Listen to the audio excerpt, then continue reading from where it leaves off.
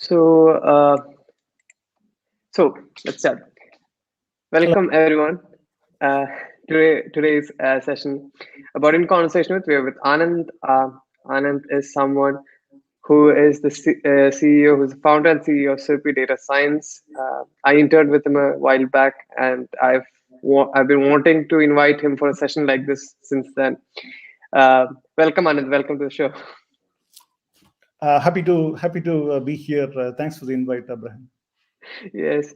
So, say a bit about Anand, Anand is someone who actually worked quite extensively in academia, and he has a lot of patents. He's published many papers, and on top of that, he's worked at Apple, and then he quit the job there and came to India and started a data science firm here. So that's a bit about him, and I think in that itself, we have so many questions there. Uh, Shoot away your questions, I guess. So, Anand, so let's start with the beginning itself. So, like, you did your engineering here, and then you went to US to complete your masters. So, what were the differences in the education system that you saw with India and abroad? Sure, I'm glad to give my opinion on that. But a lot has changed since then, so I don't know how much relevant it is for today's education relevance. Overall, I see a lot of positivity today. But Right. switching the time machine back 20 plus years. So 1999, I graduated out of Pondicherry University, Pondicherry Engineering College is where I studied, and I was a good student. I studied well. I was the university gold medalist there. It was overall, I had a good experience. I learned quite a few things. There were some really good professors and not so good professors in India, as you always know. But then there are some good professors, who have insight into how things work beyond what they are teaching. So I benefited quite a bit from not just college professors, but also the school itself as well. So from the young age, I started a liking for physics and mathematics, and I used to go for IIT coaching classes. In those days, it used to be only like 11th and 12th, not like from fourth standard or third standard. Uh, so I lived pretty far away from the city, so it used to be quite a big commute for me to go from my school to the IIT coaching classes over the weekends, and also in one of the weekdays. Did a lot of Right. transportation. Traveling on footboards and stuff, which looking back seems like unbelievably risky. But those were the times, and I had a good run in terms of learning physics and mathematics, which I did pretty well in IIT. But chemistry I probably didn't do so well and did not get into IIT. So that's the story. And later on came a point where I was offered a job as an assistant professor at one of the IITs, which at the same time I had the Apple offer as well. So it was a tough decision to let go of that. But that aside, coming back to your question, I tend to digress a lot. Is the trained professor in me, and kind of takes a lot of these tangents. I hope your audience will forgive me for that. So when you asked about the system, Contrast. Yeah. so in the US, when I was there, and I'm pretty sure it's similar in the US even now, there were a lot more focus on the assignments, right? So so a particular topic is taken by a professor in class. um, you know it follows up maybe that week or the next week with an assignment that's a practical application of what you have studied there, right? So Right. in other words, when I went there, it was pretty big surprise for me that if you miss a class, it's very hard to pick up from what really happened, right? On top of it, there are like so many challenges. First of all, you have to take care of yourself, right? You have to cook, you have to do your laundry. There's like very minimal time available. plus you're working a part-time Right, job, right, expenses, right? So there's right, very right. little time available. Is my audio coming through okay? Yes, yes, it is. It is. So with very minimal time available, so basically, you're if you focus all your energy and time, you'll be able to do the assignments. And Mhm. assignments, I found it to be a really good way to emphasize the stuff that was taught in class. Plus, there were a lot of office hours, right? So I was initially pretty confused as to what to do when you go in the office hours, right? So it's like, should I take Right. advantage of that or not? But then I've stayed in academia for a long time, my master's and PhD. So over a period of time, I started taking more and more advantage of the office hours, where you go and ask pretty much any question as a doubt. And I found professors to be very helpful. And that's not to say that the professors in India are not. I'm sure there are Mhm. some really good professors. So in that sense, a lot more application oriented um, uh, studies was my experience, right? Right, right. But a lot of theory and content and base stuff was the foundation that I received in India. So overall, it's um, would I prefer one way or the other? I mean, there are like several other considerations that go into whether people want to do undergraduate or postgraduate in India or the US. There's like various advantages and disadvantages. But my opinion has been a lot more application oriented, project based learning in the US. This was around uh, for my master's I did in 2001 to 2003, right? And then Mhm. PhD I did from 2006 through 2011 12 timeframe. So um, uh, Right, right. PhD was much more different compared to masters, but overall quite some differences. But I think it's merging. I see that in today's world. I think in India also the focus has shifted quite a bit, at least in like pretty good universities, to be able to have a lot more focus on project based learning and Mhm. application oriented things, right?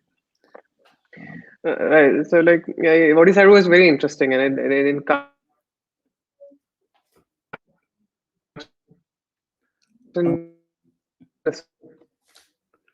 uh, not sure why I couldn't hear the audio. Could you repeat your?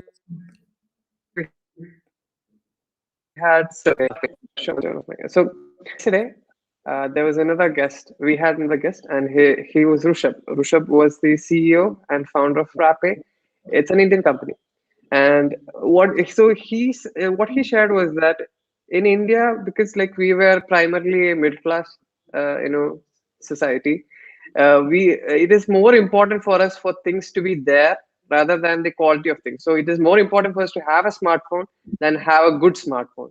So, and the same translates to education as well. It is important for us to have an engineering degree or have a certain this thing rather than the quality is often compromised. And Rushabh said that in comparison to somewhere like Germany, where like about 10% of the people who join for engineering degree end up graduating, I think the focus is more on quality there. And have you felt that something similar was, like it was still the case back when you were in doing your, bachelor's, master's, and I mean, not particularly. I mean, maybe there are a few points that overlap with this school of thought. I mean, India has always been a country where education has been the ticket to get out of poverty and like moving up the ladder for right, generations of people, right? So in that sense, from an overall utility of the education per se, I think we've done a pretty good job. Although there's a lot that could be improved. In terms of okay, for example, in Germany, only a few percentage of the people either complete or like based on what you said, it's uh, education is not the only road to overall money earning in most of the Western countries. Like Right, right, a truck driver, for example, would earn quite a bit of money, right? I used to live in Cupertino, and I've paid $250 per hour for a plumber, right? wow, wow. I paid myself, right? So it's not. I mean, in India, there's still some ways to go in terms of making sure that there is dignity of labor across all kinds of skilled work. At which point the pedigree of the university or the the fanciness of a degree itself will come down. Even Right, so, that it's not like people who do engineering are naturally gifted in some ways, right? So right, in some of the Western countries, but again, it's very subjective. There's like it's a distribution, and there's like you can always find examples on one side of the tail versus the other side of the tail. But in general, somebody that's graduating out of a good university in the US, let's say an electrical engineer, right, at the end of their degree, it is reasonable to expect that they be hired in a company, and they want to make a circuit board and package it. A mechanical engineer, electrical engineer, and and an MBA person can come together and then build a particular product. That's still not the case in India, except for like the top few creamy layer things, right? very true, very So true. in that sense, India has quite some ways to go. uh, I am also not very sure about the idea that in India we just want one education but don't want or like not very particular about quality education. We do want it, but then in India this the enforcement of things, we have our own ways of dealing with lack of things, right? You can see such examples in many cases, like okay, you drive, if somebody is not driving, we try to adjust, right? It's we don't depend too much on the system. It has its own positives, but the negative side of it is, if there is no quality education provided by a university, for example, right? We just don't we don't make a big deal about it, right? Plus, for the average university, the recruitment process and the people who get in, I'm not really sure how much value goes into it, right? So, but then you'll always find these gems. There are some fantastic real teachers, both at the school level and the college level, and those are those few people, right? Are Right, right, the whole boat alive. They are still doing their fantastic part in inspiring students to the next level. And then there's a lot of professors and instructors who just tag along, or they did not get another job, or they're temporarily, or they're not putting in their full focus, right?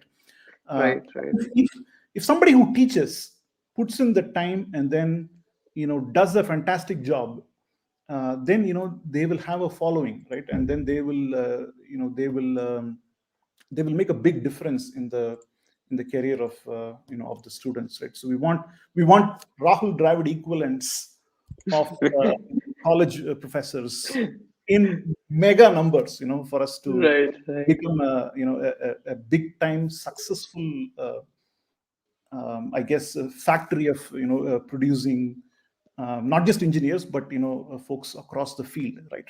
And then comes right, the right, more important part, which is the preparation towards entrepreneurship, right? So right. So yeah, so like can we make a connection, like in the sense that you said about that there is, so the dignity of labor is not the same for all the jobs, at least in India. So I think so. So is that forcing a lot of people to like just pick engineering after 12th, right? absolutely, Yeah, absolutely. yeah, So, yeah. So I hope it do this, right? Yeah. yeah, so like so we have this abundance of people who really don't want to do engineering, Yeah. right?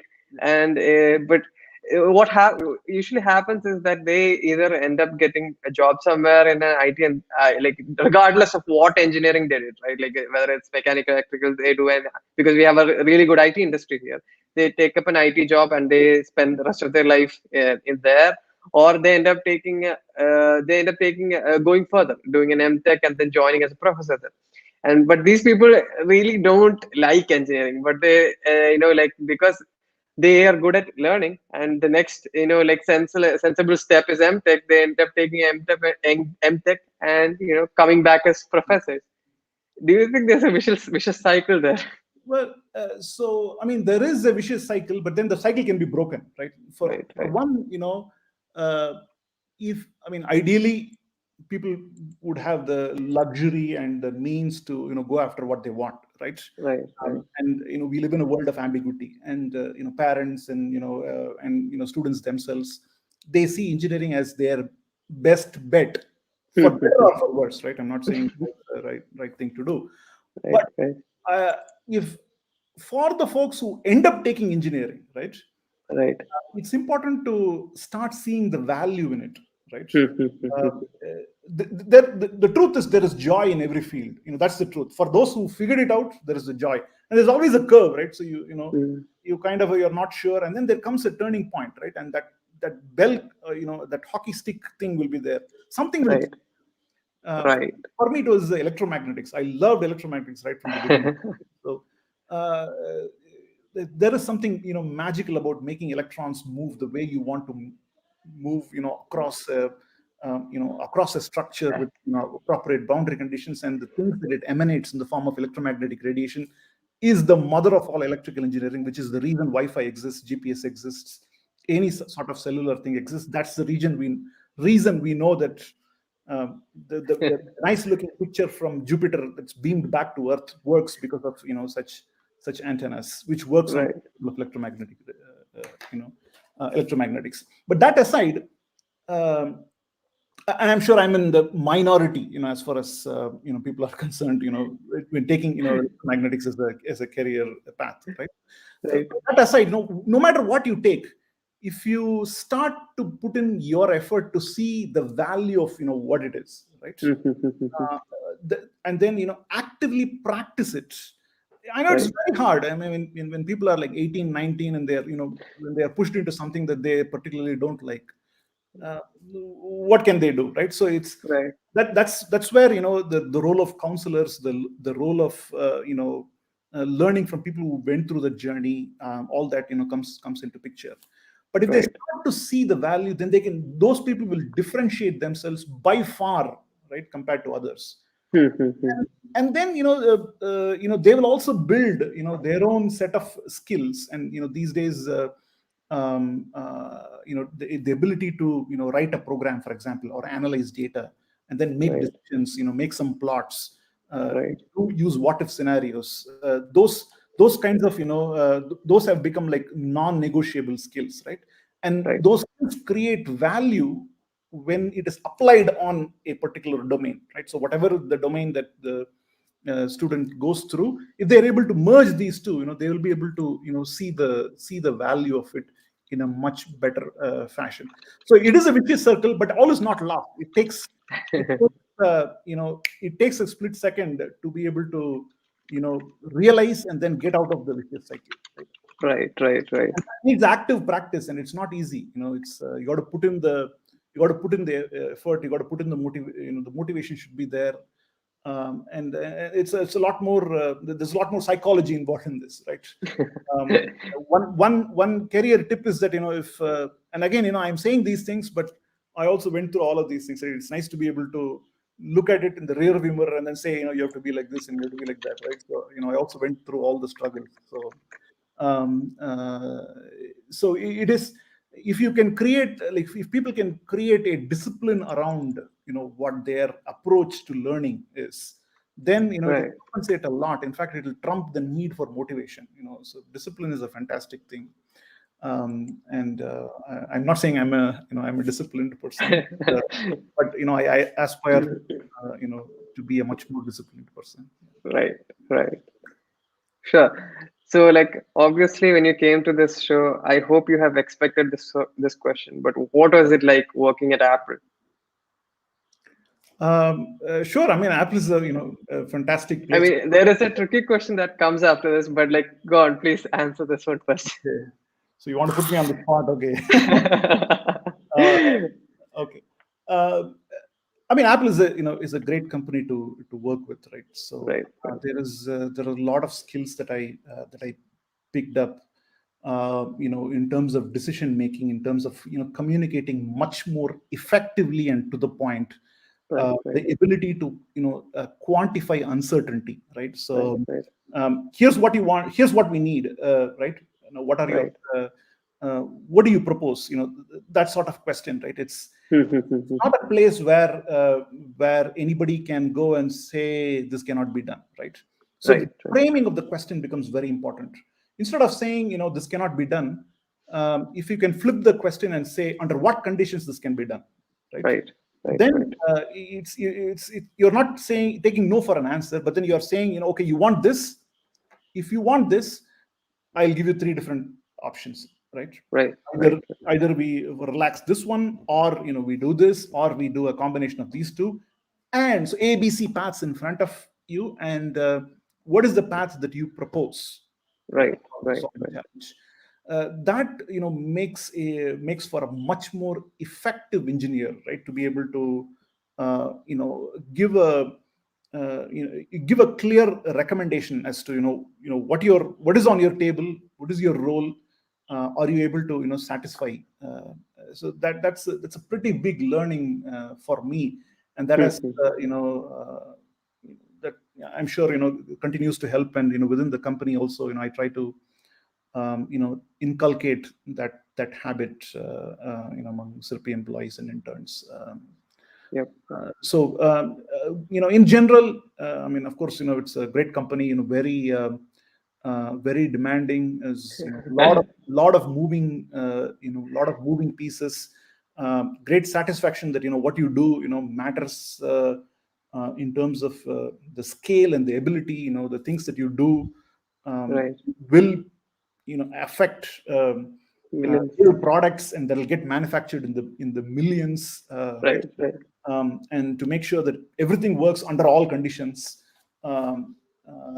That's that's a pretty big deal. And I say this story quite a bit. The director who hired me at Apple, one day he came and spoke to me. Anand, there are four ways of influencing people: all right. friendship, charisma, authority, and data. There's a lot in this one sentence, right? Right, right, So much.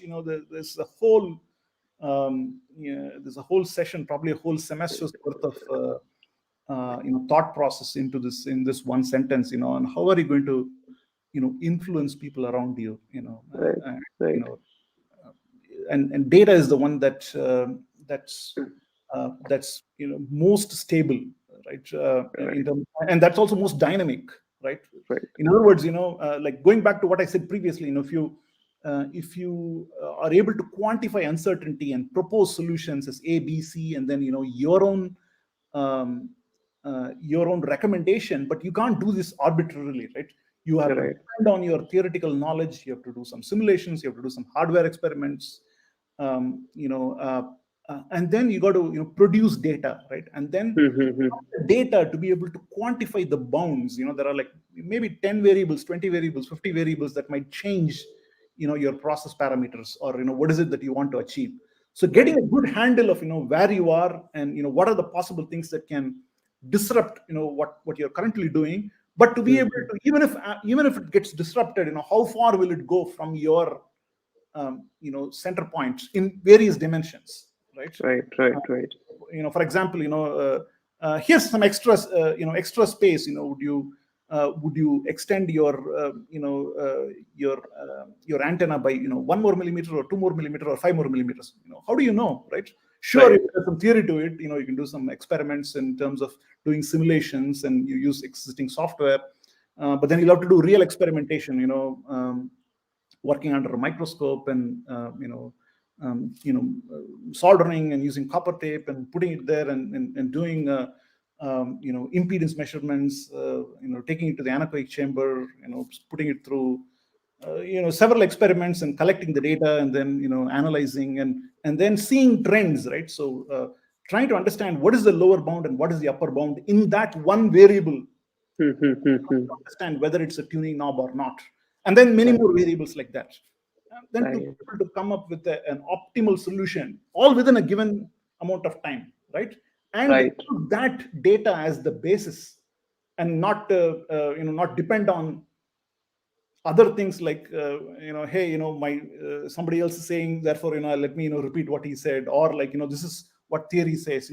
That confidence you should have from the data perspective, right? So that is a pretty big learning from me. In fact, that's where I picked up on data science, and then that's and R programming, and then gave me the confidence to come back and start a company, in the sense that if we are able to use data to make decisions, and which domain doesn't want to make decisions, right? You need to make decisions in all domains, right? And so data science I thought was the ticket towards that. So in that sense, it's a pretty big learning from me, right? So other than that, we traveled a lot, great food. I used to live right opposite to One Infinite Loop. The building. So I used to walk to work for the most part. It was a great time. There for close to 6 years. So when I joined, it was 2011 June. Steve Jobs was alive at that time. I didn't get to meet him. I joined and he died, but no correlation. But it was a great inspiration, sure. Yeah. Right. So I'll ask the tricky question in a nice way. So when you left Apple, what was the kind of company that you wanted to build, or what was the thing that you want to change, and what was the initial vision behind, say, Sirpi? Somewhere, so 2016, I resigned. Right, I knew I wanted to create a company, and I moved back to India. I did not, to be honest, I did not have a very clear vision on. I knew I wanted to build a data science company. I knew the power of data, and then I strongly believed in my R programming skills, it was clear to me then, and also now, that I wanted to be a self-funded company. So those some building blocks, are clear. That's how I feel as of now. I mean, everything that I say in this, in this conversation session, they're subject to change, right? It's like we are all, evolving animals in that sense, right? So obviously, yes. So, but so far, my thought process about taking any external funding has not changed. So those are, some of the things that that are somewhat set in stone. But I didn't quite act on it. I did, some freelancing work. I did a few other things. And then, came a point where, I wanted to start small, and then, hired, one person, and then, and then slowly, it grew. So we have, Tamil, who's the main engineer that I hired. So, and he's been instrumental in helping me, build the company. Shout out to Tamil. So yeah. So I mean, it's, in hindsight, it's not quite tricky at all, the question that you asked. But I guess it's. Did I have any specific goals in terms of, okay, I have to start, and then, in 3 years, I got to scale it to a, X $1 billion worth of, so I didn't have like specific goals like that, right? Right. Is it a good thing to have those goals? Absolutely, yes, right. But I think my focus is to have a different route to to enjoy the process, to try to hire the right people, have a good stream of interns to be able to teach them some of the things that goes back to your first few questions, right? To be able to see what extra value that we can add to the people who are joining temporarily, in terms of giving them better confidence, better communication skills, putting them on live projects, making them a little bit more complete professionals, and some of them I'm sure did a fantastic job, including Ajmal, I think, Yeah. did a great job, and yourself as well. Um, uh, yeah, so that also kind of became more consolidated into the Sirpi vision, in terms of identifying and pursuing a few clients, Right. focusing on customer service, Right. really understanding how to set a process, and encourage a lot of peer learning from each other, setting a pretty good positive company atmosphere. Right. Those are the goals and vision, and to the best possible extent, Right. Right. to implement within Sirpi. So Right. So, like you said, it was not a tricky question, but the tricky part was that what did you like see in Apple, right? What did you experience in Apple that maybe you felt right, like, maybe I can do this better, right? There's a better way to do it. Have you felt something like that? And no, have actually, it's different. It's different. See, my PhD was in antenna design. Okay, right, right, at Apple, I was an antenna engineer. right, Data science was something that I picked up along the way to uh, to do better decision making for wireless antenna design. Right. right, right, So, and if you really think about it, any company you take, for that matter, Uber or Airbnb, whatever service, be it hardware or or even accounting or finance, almost any decision, medical, you would be surprised how much medical decisions are taken based on data, right? So right, we also had a client in that industry to be able to analyze different microorganisms present in applied data science principles, to be able to determine whether the sample collected from cerebrospinal fluid is caused by viruses or fungi or bacteria, and in wow, combinations, under what conditions. Lots and lots of data science goes into those kinds of things, right? So the answer to your question is, this is something that I picked up along the way and helped me do my job better at Apple, right? right, right, right, But the decision to leave uh, US and come back to India, that's a long pending decision. So right, like for everybody, there comes a stage in life where you will want to pivot. For some right. folks, a little earlier. For some, it comes a little late. For some, it doesn't come at all, and that's fine. I wish everybody the best. So I spent close to 6 years there. So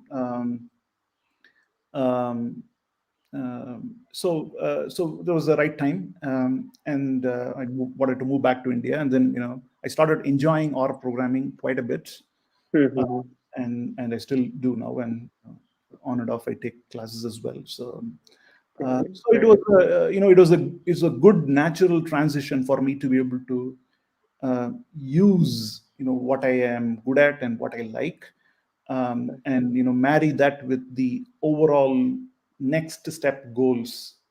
right, That I did not right, immediately have it, but I knew that I had to take the step, so I took the step, and then things fell in place. Right. It was um, it, it was not a like a sudden decision or anything, but it was gradually building up. I always wanted to come back to India, so I left in 2000, and came back in 2016 end. So right, right, right. So one thing that I worked while I worked at Sirpi, that one thing I really liked was, there was you always, like, made it important to form a sort of community in SAP, where, like, we learn from each other, we try to help each other out. Yeah. And even as an employee, you used to be like, if you need this help, like, if your internet isn't good, tell me, we'll help you out. So we have that sort of system. If you want to learn something, if you want books, tell us and we'll help you out. So that sort of this is sort of community and helping each other that went into SAP. I found that to be very inspirational, and that was something that really attracted me to Sirpi. Thank you for And saying that. I mean, it's something that I am really passionate about, to be able to define what a really good working place should be. Right. right, I right, have this philosophy where anybody who joins the company should feel challenged, but they should not feel stressed. Right. right, right. And it's so hard to make sure that The right balance. is between these goals, right? Yeah, And it's very difficult. It's very difficult to make sure. So that's where and a lot of people who join, in spite of our best efforts, it's hard for them to uh, be confident enough and open enough to say, hey, there's too much work. I'm a little too stressed. Can you take off some work off my plate? Or right, to be able to say, I'm doing this, but is there anything else that interests me? These are some of my skill sets, and I want to be able to switch to a different project, or I have this other idea that I want to pursue. Can we do something along those lines? right, The ability. So for me, the better the person who joins communicates, right, on what their goals of either the internship or the or even in the full-time, I mean, definitely in the full-time program, they have so the full-time employees at Sirpi have a lot more leeway in terms of, changing the strategy of, where the company goes, what sort of interns we have to hire, which markets we should go after, what kind of training programs we need to provide, uh, uh, you know, um, um, almost anything that we do, right? So, and Anjum and Poonam and Anuradha and several others, who have been helping me in this. The goal is to be able to provide an atmosphere where nobody's hesitating to raise their voice and say if anything is wrong or they right, need something. Uh, I think I in my career, I have come across so many good and bad bosses, right?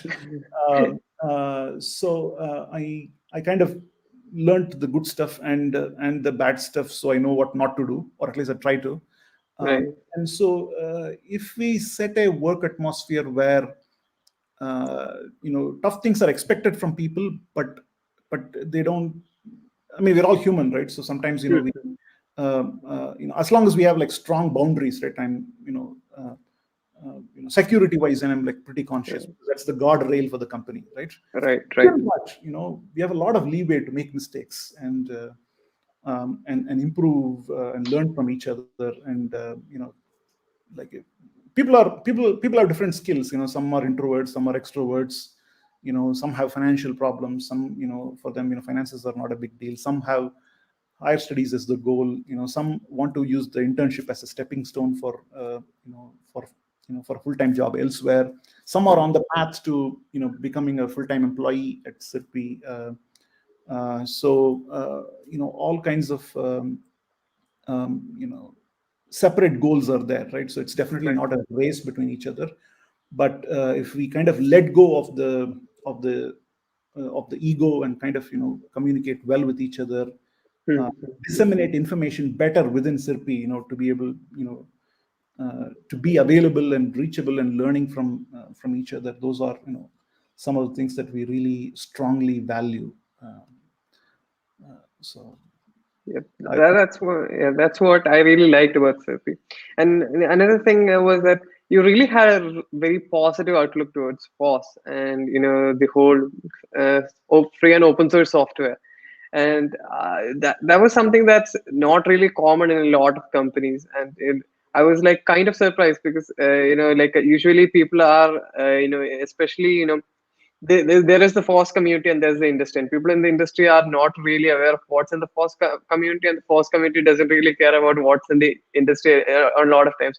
But you are very you were very supportive of when we suggested we use, oh, this is a free and open source software we could try and use, and you were very supportive of that, and you actually said us that I'm glad that you are actually suggesting force. So, when did you come to know about FOSS, and how was your whole thing? I Yeah, mean, so you know, I learned R programming, right? So right, right, R is open source software, and that's been the center point for me. I mean, to be honest, uh, overall, I definitely welcome all kinds of experiments, right, whether it's open source or paid, right? right, right, I'm not particularly focused on one thing or the other. I right, am I really focus on the person, right? If a right, person is able to determine, okay, these are the challenges at our hand, and this is the best way to do things, right? right, right, And in the right, process, to be able to take into account, security, reliability, performance, cost, their own, the expandability, whatever is the recommendation that comes from any employee or intern for that matter, right? uh, right, right, we evaluate it at the face value, right? So plus my own natural biases towards open source in terms of R programming itself, that has benefited me tremendously, and the great community, and tidyverse, and shout out to Dr. Hadley Wickham. So oh, it's fantastic. It's again, it comes back to people, right? So right, right, why is somebody recommending one thing, and why should we not go for it, or evaluate it at its face value, right? right, right, To be able, so as an entrepreneur, I want my employees and interns to challenge me, right? And say, here's a better way of doing things. uh, I will almost always, or at least I tell myself, to start with a yes, right? right, right, Maybe it'll never happen, but if I say no, I know for sure that it will not happen like right away, right? right, right, If you say yes to more things, it'll hopefully encourage people to, oh, okay, there's maybe some receptivity in this, right? So, right, and then I let the natural, uh, you know, instincts of people to take over, right? So right, they'll be more interested in saying, hey, okay, Anand said yes to this, so maybe I'll make a presentation on that, and maybe at the presentation we can put the idea to some stress testing, right? Is it really worth it? What are the positives, what are the negatives? And right, if that's the way forward, so be it, right? So in that sense, I try to encourage people to say yes to more things until it comes a point where it's no longer worth pursuing that, right? mhm, right, right, That as a, I guess, as it's a good goal for me to have in life itself. If somebody suggests something, if we start with the no, then we don't get to do more things, right? If we start with the yes, then it's kind of a little bit more open mentality. It has its right, advantages right. as well, but what is life if not experimentation, right? So Very true, uh, very true. Yep. So, also, it's also worth mentioning that Sirpi entirely functions on top of Signal. Signal, the free and open source messaging app, and that was also surprising. So, how was that experience switching from like to Signal? so we used to so we previously we used to work on WhatsApp, and then we switched over to Signal when there was some buzz about privacy and related things, but Right. that didn't quite take off. It's I mean, we do build WhatsApp chatbots, Signal chatbots, Telegram, Facebook, also so one day there was a suggestion, and then it seemed like a good idea, and then we just like immediately switched. I particularly like the response function in Signal compared to WhatsApp. Like Right.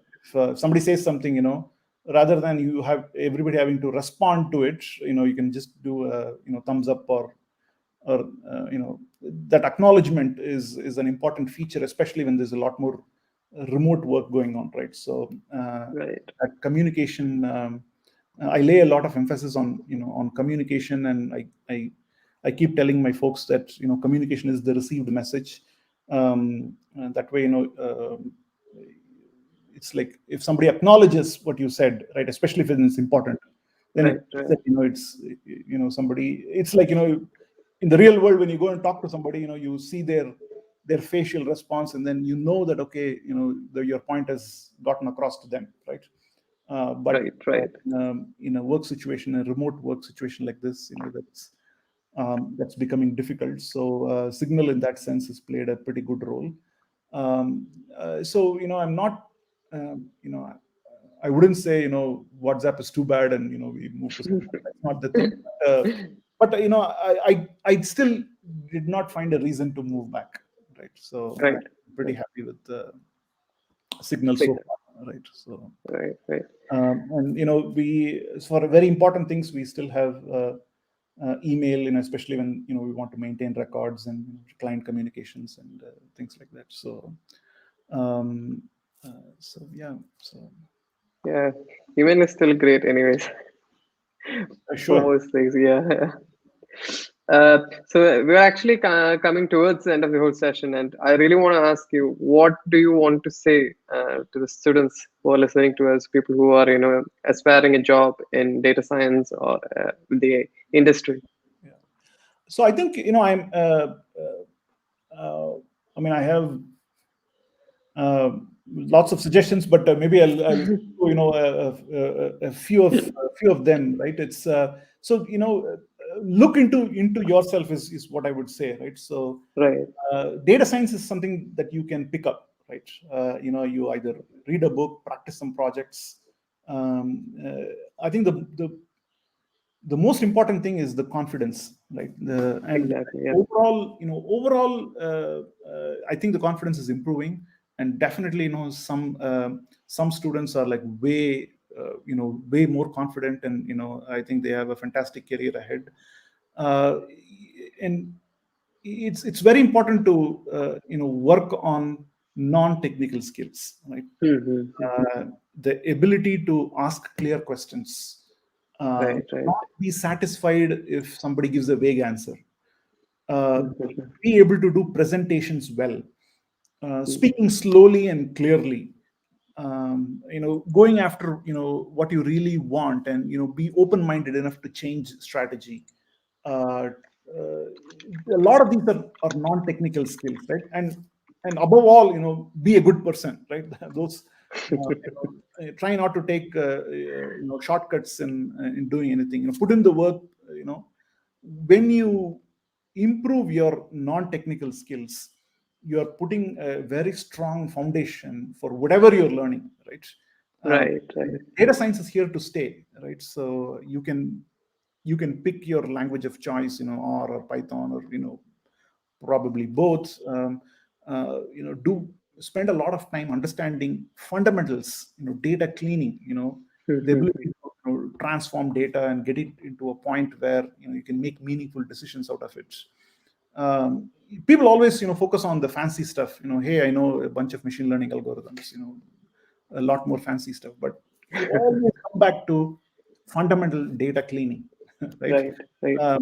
And there are too many people in the management across companies, across industries, where they are at the top, but they are they probably don't know fundamentals in their own field, right? So Right. so if you're in the data science, or for that matter anything that you do, always go back to fundamentals. Fundamentals. Yep. I recall my interview at Apple was a lot about fundamentals of electromagnetics. So I think there'll come a point where I give this example internally as well. Like if you think of yourself as a bird, that strengthens your own wings, then it really doesn't matter, which tree you're going to, temporarily stop, right? Right, Then right, you can fly wherever. Sure, you can, stop if you're a little bit tired in one tree, and if you find the tree to be a great place to build a nest, sure, go for it, right? If right, not, you're not dependent on the strength of the branch, right? You're dependent on your wings, right? At which point, you'll start to think more like an entrepreneur, which is the need of the hour, especially for a country like India, right? hmm, We hmm, hmm. thousands and millions of entrepreneurs, right? Right, At Sirpi, it would be a great success if part-time interns become full-time interns become full-time employees, and full-time employees, become entrepreneurs, right? right, right, Maybe I might be even willing to invest a little bit in their companies, right? So in other words, we need, but that's not an easy path, right? Because it's right, there's we need to acquire a lot of skills to get to that point, right? uh, right, and it's a journey. While I'm not saying that you have to stick to only one company, but when you go and join a company, right, while the time that you are there, right, I I implore all of the students who are listening, right, to put in the time and to see, okay, what value am I going to bring to myself and to the company for the time that I'm there, right? What are the goals of the right, company? What are the goals of the project? Are the team leads able to give me a clear answer in terms of, what is expected from me? Is there a good, mentorship uh, program, formally or informally, right? Or people right, accessible, is everybody, reachable? Can you, I encourage people to, message me directly, whenever possible, to, uh, I still, try to do my best. As the company grows, it becomes increasingly difficult, but if I try to, keep that as a policy, and so to be able to get enough from one place, right? right, uh, right, Before, moving on to something else. Sure, for some folks, finances might be, might determine. For some folks there might be other things, and for the folks who have to, take that leap, it's not like, I'm anyway in a negative way, so I wish them hmm, the best, right? But I would say, there's a lot to learn if you are able to see a company where, it offers all of these things, right? right, Checks right, the boxes. That way, you strengthen your own skill set to be a better entrepreneur. Even though, right now you don't think of yourself as an entrepreneur. right, If you have that ability, I say go for it, right? uh, right, right, if not, the tendency, or the inclination of an entrepreneur is what every entrepreneur wants, right? For example, I, I, I want people working for me to think of themselves as a mini CEO for their own uh, hmm, team leads, right? What is it that my teams need, right? right, right, Is there lack of motivation? Is there, clarity in the client's requirements? Are people stressed about something? Are there enough manpower, right? right, Should, do we need to give more time off for people? Whatever is the case, right? Somebody, whatever is, they need to be able to get on top of what their problems are, and run that unit as an independent entrepreneur to the extent possible, right? That way, they'll pick up a lot, right, and eventually, when the time comes, whether it is like few months or few years or 10 years or 20 years, whenever, the time comes when they leave Sirpi, if they want to nurture their own entrepreneurial skills, they can, or wherever they go, they can hmm, perform better, right? So, but all that is a path. So if you get an inclination and a sense of it at earlier on in your career, what are the right, ingredients to be able to run a company, right? I think that's pretty valuable, or at least, I would like the next generation of students to start thinking along those lines, right? How do you build a product or a service? It need not be software, right? I mean, it probably could be a data science project, but it might be applicable in civil engineering, for example, right? Right, right. So starting to think along those lines, reading a lot.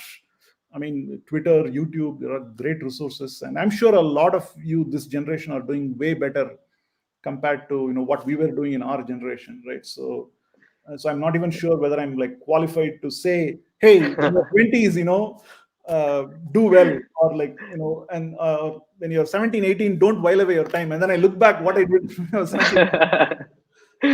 Maybe I'm not that qualified, but if I were to start over again as Right. a youngster right now, then I'm excited about all the opportunities that the web has presented for this generation students, plus the upcoming Web3, blockchain, several other new Right. technologies that are coming up.